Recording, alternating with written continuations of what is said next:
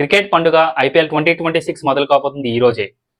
అత్యంత భయంకరమైన batting lineup తో కూడిన రెండు టీములు ఈ రోజు తలబడబోతున్నాయి.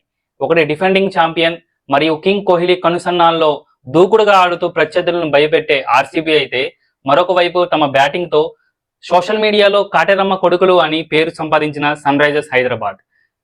ఫస్ట్ మ్యాచే ఫైనల్ మ్యాచ్ లాగా ఉండబోతుందంటే అవునని అంటున్నారు అభిమానులు. మరి అలాంటి మ్యాచ్ గురించి మరిన్ని వివరాలు ఈ వీడియోలో తెలుసుకుందాం.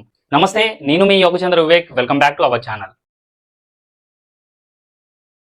Defending champion Royal Challengers Bengaluru IPL మొదటి మ్యాచ్ లో చిన్నస్వామి వేదికగా సన్ రైజర్స్ హైదరాబాద్ తో మొదటి మ్యాచ్ ఆడబోతుంది. గత ఏడాది ఆర్సీబీ విజయోత్సవ ర్యాలీలో 11 మంది దురదృష్టవశాత్తు తుక్సిరాట్లో చనిపోవడం జరిగింది. ఆ తర్వాత చిన్నస్వామి స్టేడియంపై నిషేధం విధించారు. మళ్ళీ ఏడాది తర్వాత ఈ ఐపీఎల్ మొదటి మ్యాచ్ తో నిషేధం ఎత్తివేసిన తర్వాత మళ్ళీ ప్రొఫెషనల్ క్రికెట్ కు చిన్నస్వామి స్టేడియం వేదిక కానుంది. ఆర్సీబీ మేనేజ్మెంట్ ఎవరైతే 11 మంది ప్రాణాలు కోల్పోయారో వారి కుటుంబాలకు ఆర్థిక సహాయం ప్రకటించి, అదేవిధంగా ఈ ఐపీఎల్ లో ప్రాక్టీస్ సెషన్ లో ప్రతి ప్లేయర్ కూడా 11వ నెంబర్ జెర్సీని వేసి ఆ ప్రాణాలు కోల్పోయిన వారికి నివాళులు అర్పించినట్టు ఆర్సీబీ మేనేజ్మెంట్ తెలిపింది. అదేవిధంగా శాశ్వతంగా చిన్నస్వామి స్టేడియంలో ఒక 11 సీట్లు 11 మంది వ్యక్తులకు నివాళులు అర్పిస్తూ ఆ సీట్లు ఖాళీగా వదిలేస్తున్నామని చెప్పి ఒక ప్రకటనలో ఆర్సీబీ మేనేజ్మెంట్ తెలిపింది. ఇక మ్యాచ్ విషయానికి వస్తే ఆర్సీబీ వర్సెస్ ఎస్ఆర్హెచ్ పెద్ద భీకరమైన పోరుగానే కనిపిస్తుంది. ఎందుకంటే రెండు టీముల్లోనూ బలం బ్యాటింగ్ లైనప్పే. భీకరమైన హిట్టర్లు, భయంకరమైన ఫామ్ లో ఉండేటువంటి బ్యాట్స్మెన్లు రెండు టీముల్లోనూ ఉన్నారు. అయితే మళ్ళీ ఆర్సీబీకి బౌలింగ్ భయం పట్టుకుంది. ఎందుకంటే కిందటి సంవత్సరం ఉండేటువంటి ఫామ్ లో ఉన్న ఇద్దరు పేసర్లు ఇప్పుడు జట్టుకు దూరంగా అయ్యారు. ఒకరు తన వ్యక్తిగత కారణాల వల్ల ఈ ఐపీఎల్ సీజన్ కు దూరమైన యశ్ దయాల్ అయితే, ఇంకొకరు శ్రీలంక పేసర్ అయినటువంటి నువాన్ తుషారాకు ఫిట్నెస్ లేకపోవడంతో శ్రీలంక క్రికెట్ బోర్డు ఎన్ఓసి ఇవ్వడం నిరాకరించింది. అదేవిధంగా Australian star pacer Josh Hazlewood first game లో లేకపోవడంతో ఆర్సీబీకి బౌలింగ్ భయం పట్టుకుంది. దీంతో స్వింగ్ కింగ్ గా పిలువబడే భువనేశ్వర్ కుమార్ పై బౌలింగ్ భారం చాలా ఎక్కువగా పడింది.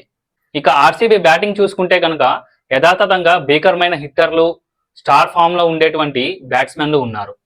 తన బ్యాటింగ్ విన్యాసాలతో అభిమానుల్లో చెరగని ముద్ర వేసుకున్న ఫిల్ సాల్ట్ కావచ్చు, అదేవిధంగా ఆర్సీబీకి బ్యాక్ బోన్ లా నిలిచే కింగ్ కోహ్లీ కావచ్చు.